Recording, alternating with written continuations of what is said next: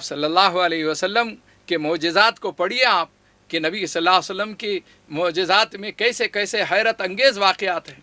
روایتوں میں آتا ہے، بخاری شریف کی روایت ہے، آپ نے بے شمار مرتبہ یہ بات سنی ہوگی کہ آپ صلی اللہ علیہ وسلم کی انگلی مبارک کے اشارے سے چاند کے 2 ٹکڑے ہو گئے۔ دنیا اس کے اوپر یقین نہیں کرتی تھی، لیکن اللہ تعالیٰ نے اس دنیا کے اندر ایسا نظام بنایا کہ اپولو 11 نمبر کا 11 نمبر کا اپولو جس وقت گیا چاند کے اوپر، تو اس کے پائلٹ نے، اس کے اندر جانے والوں نے یہ دیکھنے کی جستجو تھی ان کے اندر، یہ انہیں تلاش تھی کہ یہ کہا جاتا ہے محمد صلی اللہ علیہ وسلم کے بارے میں کہ ان کی انگلی مبارک سے چاند کے 2 ٹکڑے ہو گئے، تو یہاں پر اس کا کوئی ثبوت ہے یا نہیں ہے؟ وہ اسی فکر کو لے کر گئے تھے، اسی چیز کے تلاش میں تھے۔ کچھ دنوں کے بعد انہیں یہ محسوس ہوا کہ یقیناً جو ہے چاند کے 2 ٹکڑے ہوئے ہیں، اور انہوں نے وہ خبر جو ہے دنیا کے اندر پھیلائی۔ وہ میسج جب آیا تو سارے اخبارات، ٹی وی پر اس زمانے کے اندر مشہور ہوا کہ انہوں نے تصدیق کی ہے اپولو 11 کے پائلٹ نے۔ پھر نیچے آنے کے بعد انہوں نے اپنی اس کامیاب مشن اور کامیاب جو ہے سفر کے بعد، چاند کے سفر کے بعد، وہ شخص جو ہے اسلام قبول کر لیتا ہے۔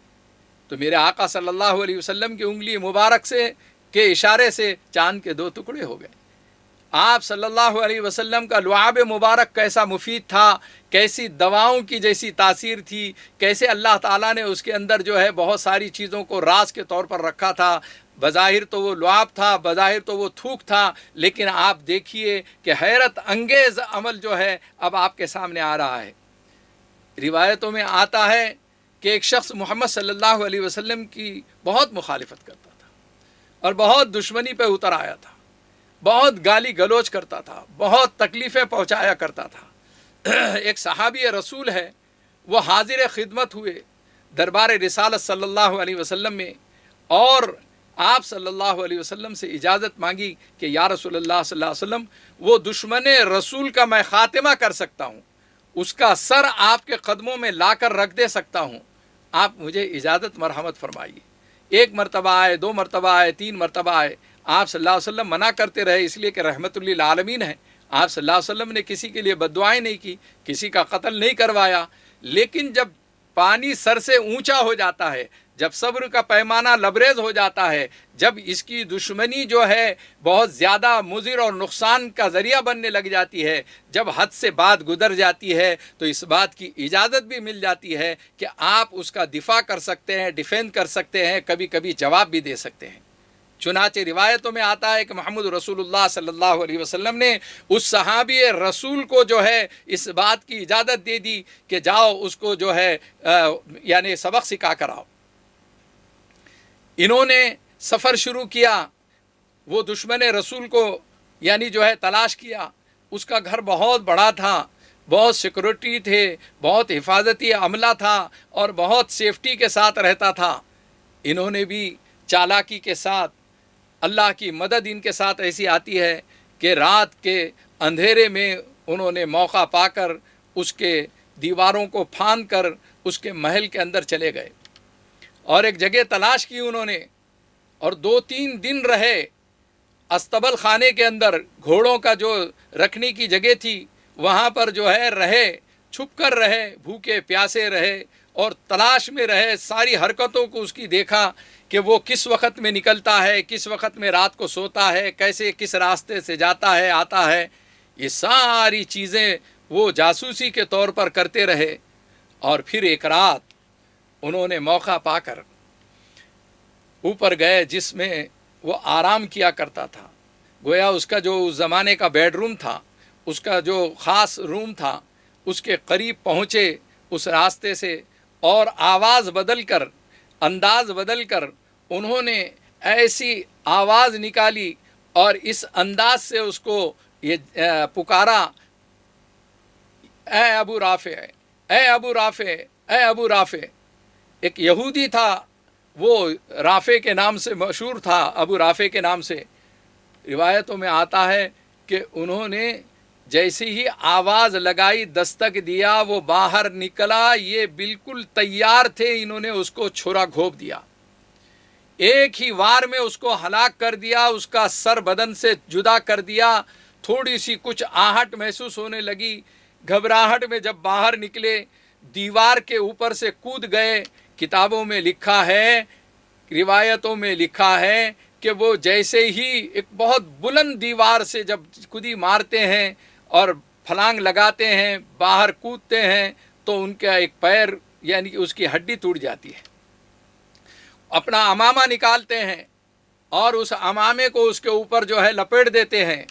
اور گھوڑے پر سوار ہو کر محمد صلی اللہ علیہ وسلم کی خدمت اقدس میں حاضر ہو کر اس کا سر پیش کر دیتے ہیں. یا رسول اللہ صلی اللہ علیہ وسلم، دشمن رسول کا یہ سر میں لے کے آیا ہوں. آپ صلی اللہ علیہ وسلم نے انہیں خوب دعائیں دی. روایتوں میں آتا ہے کہ لیکن وہ تکلیف سے بالکل بے چین تھے، پریشان تھے. آپ صلی اللہ علیہ وسلم نے دریافت فرمایا کہ یہ کیا ہوا؟ انہوں نے کہا یا رسول اللہ، گڑبڑ میں جیسی اس کا سر لیتا ہوں اور جدا کر دیتا ہوں اور اس کے بعد نکلنے کی کوشش کرتا ہوں، کچھ مجھے آہٹ سی محسوس ہوئی کہ کچھ سیکورٹی گارڈ جو ہے، کچھ اس کی حفاظتی دستہ میری طرف لپک رہا ہے. میں نے ایک بہت بلند عمارت سے، بلند دیوار سے میں نے کودی مارا ہوں، چھلانگ لگایا ہوں، تو میرے پیر کی یہ ہڈی ٹوٹ گئی ہے اور بہت تکلیف ہو رہی ہے. اللہ کے رسول صلی اللہ علیہ وسلم نے اپنا لعاب مبارک، روایتوں میں آتا ہے کہ اپنا تھوک ہاتھ پر لے کر ان کے پیر کو جو ہے لگانا شروع کیا، تھوڑا سا مسلنا شروع کیا. تھوڑی دیر میں ہڈی یعنی جو ہے وہ جو ٹوٹی ہوئی تھی وہ جڑ گئی اور ان کی تکلیف جو ہے ختم ہو گئی. یہ ہے میرا آقا صلی اللہ علیہ وسلم کا لعاب مبارک اور دست مبارک. میرا آقا صلی اللہ علیہ وسلم نے ایک مرتبہ حضرت علی رضی اللہ عنہ کو فرمایا کہ جاؤ فلاں جنگ کے اندر تم کو جانا ہے. انہوں نے عذر کیا، یا رسول اللہ صلی اللہ علیہ وسلم، میں آشوب چشم کا شکار ہوں، میری آنکھیں آئی ہوئی ہیں اور آنکھوں کی تکلیف کی وجہ سے میں دیکھ نہیں پاتا ہوں، میں جنگ کے اندر، میدان جنگ کے اندر میں پریشان ہو جاؤں گا. تو اللہ کے رسول صلی اللہ علیہ وسلم نے فرمایا، اے علی تم میرے قریب آ جاؤ. اور آپ صلی اللہ علیہ وسلم نے اپنا لعاب مبارک، اپنا تھوک نکالا، ان کی آنکھوں کے اندر لگایا اور تھوڑی دیر کے اندر ان کی تکلیف بھی ختم ہو گئی، اور وہ جو لال پنا تھا، ریڈ کلر کی طرح تھی، وہ آشوب چشم کے یہ مرض کے شکار تھے، وہ مرض ان کا ختم ہو گیا اور وہ جنگ کے اندر تشریف لے کے گئے. میرا آقا صلی اللہ علیہ وسلم کو کتنی خوبیوں کا مالک اللہ نے بنایا تھا. صحابہ اکرام رضوان اللہ علیہم اجمعین فرماتے ہیں کہ آپ صلی اللہ علیہ وسلم جس راستے سے جاتے تھے، جس گلی سے گزرتے تھے، وہ راہ معطر ہو جایا کرتی تھی، خوشبوؤں سے مہک جایا کرتی تھی، اور یہ سب محسوس کرتے تھے. ایک موقع پر ایک صحابی رسول نے موقع پایا، پسینہ پسینہ تھے آپ صلی اللہ علیہ وسلم، انہوں نے قریب جا کر اس پسینے کو اپنے ہاتھ میں لیا اور کسی چیز کے اندر اس کو ڈال دیا. وہ فرماتے ہیں کہ دنیا کے اندر شاید آج تک کے کوئی خوشبو کی ایجاد ہوئی ہوں گی جو محمد رسول اللہ صلی اللہ علیہ وسلم کے پسینے میں خوشبو نظر آ رہی تھی. صحابہ نے اسے برکتاً لیا، تقسیم کیا، اپنے جسموں پر لگایا ہے. میرے عزیز دوستو، یہ جسم مبارک پر اللہ کے رسول صلی اللہ علیہ وسلم کی یہ پسینہ جو ہے اتنا خوشبو والا تھا. ہے ہند میں انوکھا مرکز تحفظ